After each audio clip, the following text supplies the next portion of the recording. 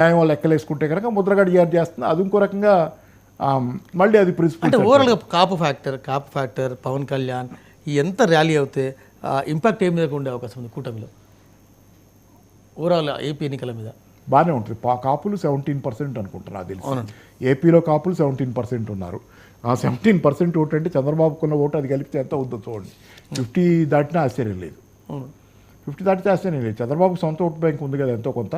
మీకేమవుద్దంటే అది snowball effect అంటారు. Snowball effect అంటే కొంత బలం మీకు వచ్చిన తర్వాత, ముందు కొంత బలం వచ్చిందాకే మీకు ఏదైనా, ఆ బలం వచ్చిన తర్వాత అదనపు బలం అదే వచ్చి చేరుతుంటుంది. ఎందుకంటే మిగతా వాళ్ళు కూడా అట్రాక్ట్ అవుతారు. ఎక్కువ మంది ఇలా మాట్లాడుతుంటే, ఎక్కువ మంది ఒకేలాగా మాట్లాడుతుంటే ఆ మిగతా చూసే న్యూట్రల్గా ఉన్న వాళ్ళు కూడా ఓకే ఇదంతా అందరు ఇదే అంటున్నారు కదా, మనం కూడా ఇదే అని చెప్పి ఎడిషనల్ బలం కూడా వచ్చి చేరే అవకాశం ఈరోజు చంద్రబాబు గారి జనసేనకు కానీ ఉంటుంది. ఎస్, అంటే టీడీపీ జనసేన కూటమి కొంత కాలం కలిసి వస్తున్నదని చెప్పుకోవచ్చు.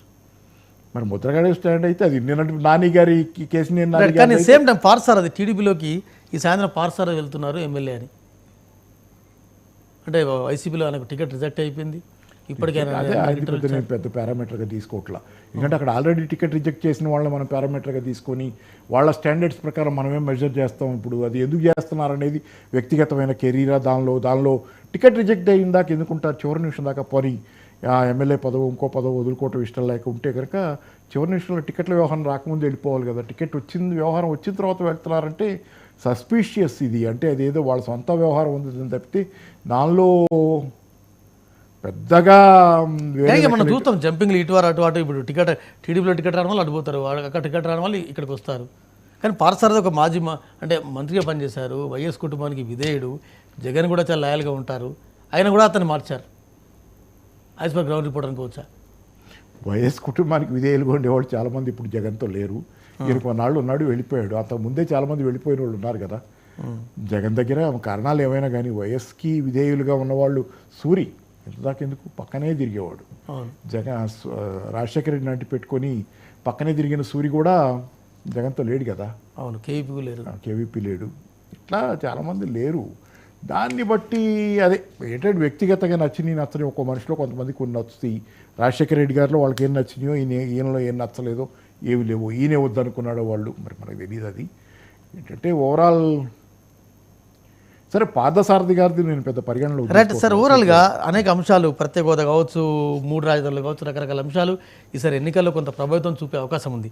ముఖ్యంగా కేశవ్ నాని ఒక కామెంట్ చేశారు, అమరావతి భూముల విషయంలో, 3 రాజధానుల విషయంలో, అమరావతి రాజధాని విషయంలో భూమాఫియా చేతిలోకి వెళ్ళిపోయింది. అంటే ఇన్నాళ్ళు మా చంద్రబాబు దగ్గర ఉన్నప్పుడు భూమాఫియా చేతిలో అమరావతి ఉందని వారికి తెలియదా?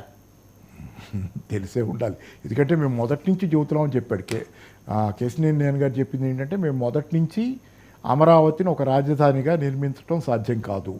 ఎందుకంటే ఏ నగరాన్ని ఎప్పుడు ఎవరు ఒక రోజులో అంటే అనుకోని నిర్మించబడ్డ నగరాలు లేవు. ఏదన్నా వాటంతటా ఈ స్వతహాగా న్యాచురల్ గ్రోత్ క్రమంలో ఇప్పుడు ఈ హైదరాబాద్ అయిన ఉంది. హైదరాబాద్ని ఎవరు కట్టారు? చార్మినార్ ఎన్ని పాత ఓల్డ్ సిటీ, లేకపోతే ఎప్పుడు 400 ఏళ్ళ నుంచి అభివృద్ధి అంతా వచ్చింది. ఈ విషయం మేము చంద్రబాబు గారితో చెప్పాము. ఇంకెవరు చెప్పారో తెలియదు కానీ చెప్పాము అన్నాడు ఆయన. కేశినేని నాని గారు చెప్పింది మేము చెప్పాము. 30 సంవత్సరాలు పట్టినా ఇది పూర్తవ్వదు, అమరావతి అనేది 30 ఏళ్ళైనా పూర్తవ్వదు. కాబట్టి ఏంటంటే మేము చెప్పాము మొదటి నుంచి. కానీ ఆయన భూమాఫియా చేతిలోకి వెళ్ళి చేశాడు ఈ పని అని చెప్పాడు.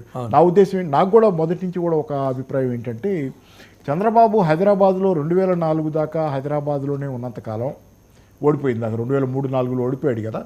ఇక్కడ ఉన్నంతకాలం కూడా ఇంతగా కోటరీలు, మాఫియాలు, సామాజిక వర్గాల ప్రభావంలోకి పోలా. ఆ తర్వాత ఆయనలో చాలా మార్పు, ముఖ్యంగా విజయవాడ వెళ్ళిన తర్వాత ఆయనలో చాలా పెద్ద ఎత్తున మార్పులు వచ్చినాయని నేను చాలాసార్లు అంటుండేవాడిని. బహుశా భూమాఫియా చేతిలోకి కొత్తగా వెళ్ళేట్టు చెప్పాడు ఆయన. ఏంటంటే ఆయన భూమాఫియా చేతిలోకి వెళ్ళిపోయాడు, ఇప్పుడు కొత్తగా వెళ్ళాడు అనేది. ఏది మన అమరావతిని నిర్ణయించినప్పుడు వెళ్ళాడు అంటే అది విజయవాడ వెళ్ళిన తర్వాత ఈ నిర్ణయాలు జరిగినాయి. కాబట్టి somehow there is something fishy about అక్కడ ఆయన చుట్టూ చేరిన కోట. లాస్ట్ టైం ఏమైంది, 2004లో ఓడిపోయిన తర్వాత 2014లో మళ్ళీ ఆ విడిపోయిన ఏపీలో సీఎం అయిన దాకా ఆయనకి పదవి లేదు. ఆ కాలంలో చాలామంది ఆయనకి డబ్బులు పెట్టారు, చాలామంది ఆయన పార్టీని నిలబెట్టారని డబ్బులు పెట్టారు. వాళ్ళ చేతిలో కొంతమంది అయి ఉండొచ్చు, వాళ్ళ చేతిలో చాలామంది డబ్బులు పెట్టారు కదా పెట్టుబడిదారులు. నారాయణ గారు ఆయన ఇట్లు చాలామంది ఇట్లా డబ్బులు పెట్టారనేది అంటాం. ఆయన డబ్బులు పెట్టాడా లేకపోతే వేరే వాళ్ళు అని. అయితే ఏంటంటే దీనిలో ఏంటంటే వాళ్ళ చేతిలోకి పోయాడు. ఆ తర్వాత చాలా పరిణామాలు జరిగినాయి.